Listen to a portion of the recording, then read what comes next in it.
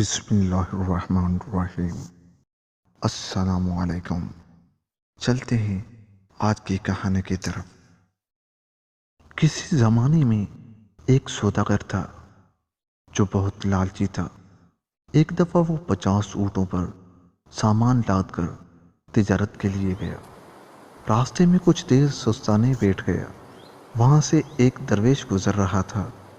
اس نے سوداگر کو دیکھا تو ان کے برابر میں بیٹھ کر باتیں کرنے لگا۔ وہ دونوں دوست بن گئے۔ سوداگر نے پوچھا، تم کہاں جا رہے ہو؟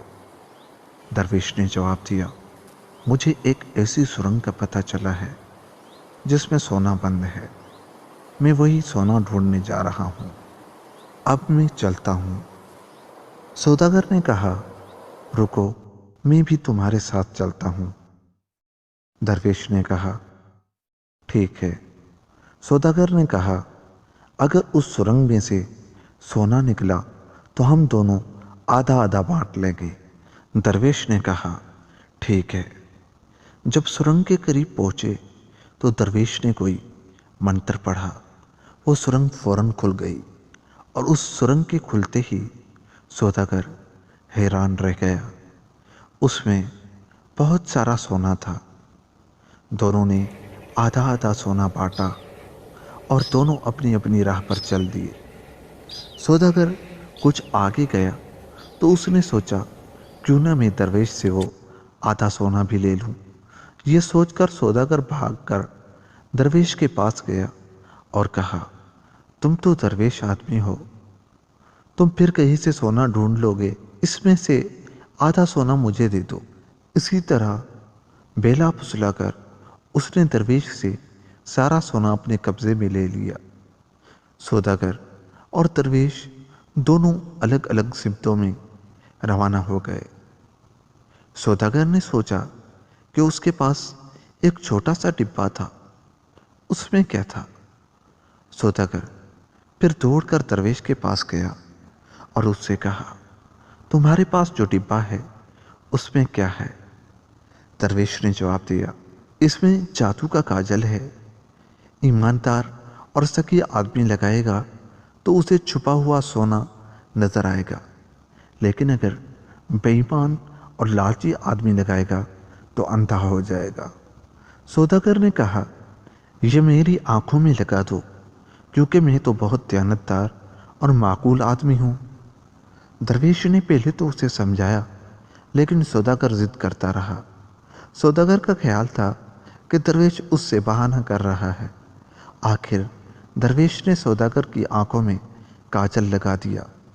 کاجل لگنے کے بعد سوداگر نے آنکھیں کھولی تو اسے کچھ نظر نہ آیا۔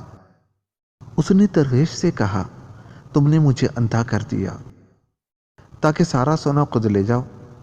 درویش نے کہا، میں نے تمہیں پہلے ہی خبردار کر دیا تھا، کیونکہ مجھے معلوم تھا کہ تم نے بدنیتی سے میرے حصے کا سونا بھی ہتھیا لیا ہے اور اس کاجل سے تمہیں نقصان پہنچے گا۔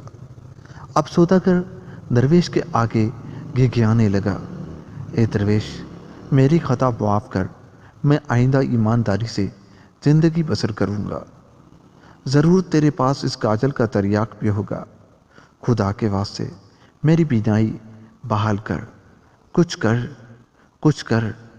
درویش بولا، ایک شرط پر تیری بینائی واپس آ سکتی ہے، جلدی بتا، مجھے تیری ہر شرط منظور ہے۔ درویش نے کہا، جتنا سونا تمہارے پاس ہے یہ سب غریبوں میں تقسیم کرنا ہوگا اور آئندہ بھی مصیبت زدہ لوگوں کی مدد کرنی ہوگی۔ سوداگر نے درویش کے پاؤں پکڑ لیے، میں وعدہ کرتا ہوں اپنی تمام دولت سے ضرورت مندوں کو آرام پہنچاؤں گا۔ درویش نے جیب سے ایک چھوٹی سی ڈبیا نکالی، اس میں سرما تھا۔ سوداگر کی آنکھوں پر سرما لگایا تو تھوڑی دیر بعد اسے دھندلا سا نظر آنے لگا۔ اس نے درویش کا شکریہ ادا کیا۔ پھر وہ دونوں ایک ساتھ ایک ہی طرف روانہ ہوئے۔ راستے میں انہیں غریب لوگوں کی بستیاں ملی۔ سوداگر نے تمام سونا ان بستیوں میں تقسیم کر دیا۔ تمام سونا تقسیم ہو گیا تو سوداگر کی بینائی مکمل طور پر بحال ہو گئی اور اسے بالکل صاف نظر آنے لگا۔ درویش نے کہا، تم اپنی سخاوت کا عمل جاری رکھنا، ورنہ پھر سے اندھے ہو جاؤ گے۔ سوداگر نے وعدہ کیا اور درویش اسے دعائیں دیتا ہوا رخصت ہو گیا۔ اسی لیے یہ کہتے ہیں کہ لالچ بری بلا ہے۔ ملتے ہیں کسی اور ویڈیو کے ساتھ۔ جاتے جاتے چینل کو سبسکرائب کر لیں۔ خدا حافظ۔